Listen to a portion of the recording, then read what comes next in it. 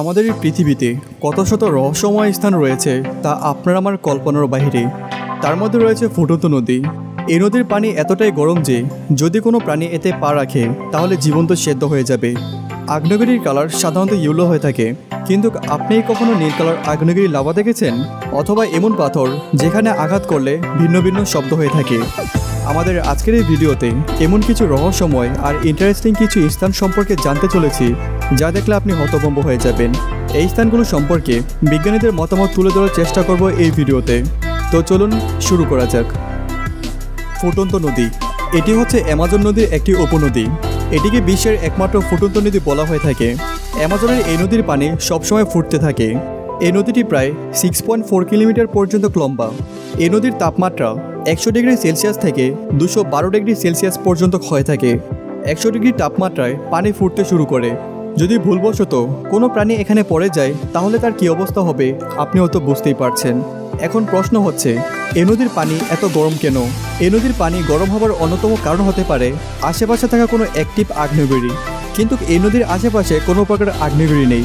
এই নদী থেকে প্রায় 700 কিলোমিটার দূরে একটি আগ্নেয়গিরি রয়েছে, কিন্তু এত দূর থেকেই কোনোভাবে এই আগ্নেয়গিরি এই পানিকে গরম করতে পারবে না। বিজ্ঞানীদের মতে এই নদীর তাপমাত্রার প্রধান উৎস হল পৃথিবীর ভূতাপীয় গ্রেডিয়েন্ট থেকে পৃথিবীর আবরণের কাছাকাছি হওয়ার কারণে ভূগর্ভ স্থলের জল পৃথিবীর জলের চেয়ে বেশি তাপমাত্রা হয়ে থাকে। Never ending gliding storm. পশ্চিম ভেনেজুয়েলার কাটাতুম্বো নদীর উপরে একটি ঝড় হচ্ছে, যা হয়তোবা কখনো থামবে না। ঝড়টি প্রতিদিন সন্ধ্যায় 7টা থেকে শুরু হয়। এই বজ্রপাতের ঝড়টি প্রতি বছর 8 মাস ধরে বেশিরভাগ রাতে চলতে থাকে। আর অবাক করার মতো বিষয় হচ্ছে এটি হাজার হাজার বছর ধরে হচ্ছে। এখানে প্রতি মিনিটে 260 বারের মতো বজ্রপাত হয়ে থাকে। কেউ নিশ্চিতভাবে জানে না এটি কেন হয়ে থাকে। বিজ্ঞানীদের কাছে এই সম্পর্কে অনেক কত তথ্য রয়েছে। একটি থিওরি অনুযায়ী কাটাতুম্বো নদীর বায়বীয় ব্যাগ থেকে গরম মিথেন ঠান্ডা বাতাসের সাথে শুষ্ক বা গরম বাতাসের মিশ্রণের ফলে ঝড়টি তৈরি হয়ে থাকে। এটি কেবল একটি থিওরি ছিল, কিন্তু কেউ আসলে নিশ্চিতভাবে জানে না এটি কেন হয়। কিন্তু সবাইকে অবাক করে দিয়ে 2010 সালে এটি হঠাৎই বন্ধ হয়ে গিয়েছিল। সবাই ভেবেছিল এই ঝড়টি হয়তোবা শেষ হয়ে গিয়েছে, আর হয়তোবা কখনো হবে না। তারপরে 6 সপ্তাহ নীরব থাকার পর এই ঝড়টি আবারও শুরু হয়ে গিয়েছে, আর আজ পর্যন্ত এই ঝড়টি লাগাতার চলছে। তার রহস্য কী তা আজ পর্যন্ত আমাদের কাছে অজানা। কেনই বা 2010 সালে এই ঝড়টি থেমে গিয়েছিল, আর কেনই বা এই ঝড়টি এখনও পর্যন্ত ক্ষয়ে চলেছে। বৈদ্যুতিক নীল লাভা। ইন্দোনেশিয়ার কাওয়া ইজোক নামক একটি আগ্নেয়গিরিতে বৈদ্যুতিক নীল লাভা বিস্ফোরিত হয়। যখন এটি পাহাড়ে গা দিয়ে বেয়ে পড়ে তখন পর্যটক আর ফটোগ্রাফারদের ভিড় জমে। প্যারিসের একজন ফটোগ্রাফার আলিভিয়েরার, তিনি এখানে বেশ কিছু বছর ধরে গবেষণা করে আসছেন। তিনি বলেন, নীল আভা লাভা নয়। আগ্নেয়গিরি থেকে বেরিয়ে আসা সালফিউরিক গ্যাসগুলি যখন অক্সিজেনের সাথে যুক্ত হয়, বায়ুমণ্ডলের বাতাসের সংস্পর্শে আসে, তখন এটি আলোকিত হতে শুরু করে আর নীল শিখা তৈরি করে। তাছাড়াও যখন তরল সালফিউরিক ঢালের নিচের দিকে পড়তে থাকে তখন এটি জ্বলতে থাকে। তাছাড়াও বিশ্বের বৃহত্তম অ্যাসিডিক গ্রেটার হ্রদটিও সেখানে অবস্থিত, এবং এটি হাইড্রোক্লোরিক অ্যাসিড এবং প্রায়শই আগ্নেয়গিরি থেকে আসা গ্যাসগুলো হ্রদের জলের সাথে বিক্রিয়া করে, যার ফলে HP 0.5 কম হয়ে থাকে।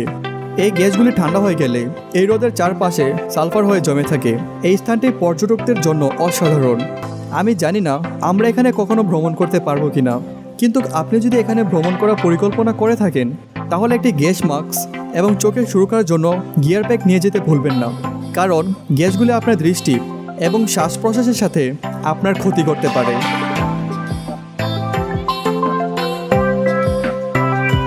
পাথরে আঘাত করলে শব্দ হয়। আপনি যদি কোনো পাথরে আঘাত করেন তাহলে তার মধ্যে থেকে নির্দিষ্ট একটি শব্দ আসবে, কিন্তু পেনসিলভেনিয়ার একটি পাহাড়ের চূড়ায় অদ্ভুত ধরনের পাথর রয়েছে। এই পাথরগুলো এখানে কোথা থেকে আর কিভাবে এসেছে তা কেউ জানে না। স্থানীয় অধিবাসীরা এটিকে একটি প্রাকৃতিক ঘটনা বলে বিশ্বাস করে। যদি আপনি এই পাথরগুলোর উপর আঘাত করেন তাহলে এক একটি থেকে ভিন্ন ভিন্ন শব্দ আসবে। এই পাথরগুলো কেন এমন অদ্ভুত আর ভিন্ন ভিন্ন শব্দ করে থাকে তা আমাদের অজানা, কিন্তু বিজ্ঞানীদের মতে এই পাথরগুলো তৈরি হওয়ার সময় উচ্চ চাপের মধ্যে ছিল। লাভা যখন এই শিলাগুলির মধ্যে দৃঢ় হয় তখন তারা সেই চাপ বজায় রাখে, এবং সেই উচ্চচাপের শক্তির কারণে যখনই এই পাথরগুলোর উপর আঘাত করা হয় তখনই এই পাথরগুলো থেকে শব্দ বেজে ওঠে। আর প্রতি বছর এখানে প্রায় অনেক পর্যটক আসে এই পাথরগুলোর মজা নেওয়ার জন্য। রহস্যময়ভাবে পাথর হয়ে যাওয়া। যদি আপনি প্রথমবারের মতো এখানে আসেন তাহলে আপনি আটকে উঠবেন। তার কারণ হচ্ছে এখানে থাকা প্রায় সব কিছু পাথরে পরিণত হয়েছে।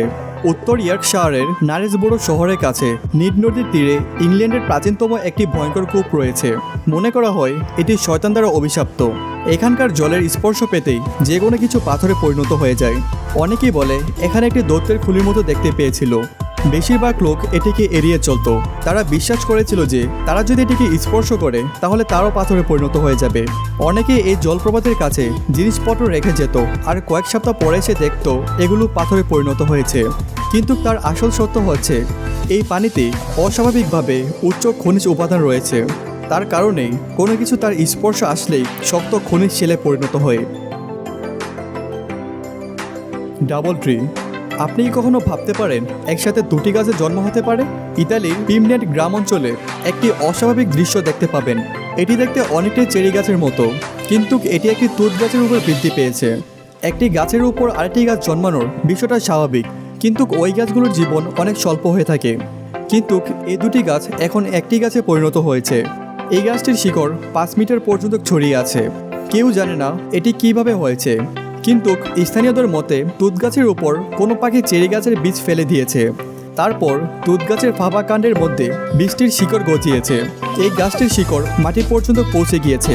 এখন এটি পূর্ণ স্বাস্থ্যকর গাছে পরিণত হয়েছে। পরীর বৃত্ত।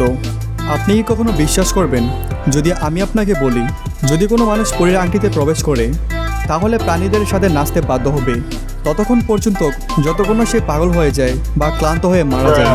এটি একটি গল্প কাহিনী।